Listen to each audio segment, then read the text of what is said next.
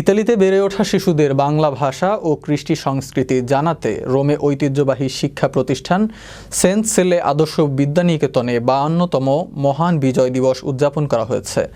Italy প্রতিনিধি সজীব আল হোসাইন জানান, বাংলাদেশ সমিতি ইতালির অন্যতম প্রতিষ্ঠাতা এবং সেন্ট সেলে আদর্শ বিদ্যানিকেতনের প্রতিষ্ঠাতা চেয়ারম্যান মোহাম্মদ গোলাম মোস্তফা সভাপতিত্বে অনুষ্ঠানের প্রধান অতিথি ছিলেন ইতালিতে নিযুক্ত বাংলাদেশের রাষ্ট্রদূত মোহাম্মদ মনিরুল ইসলাম।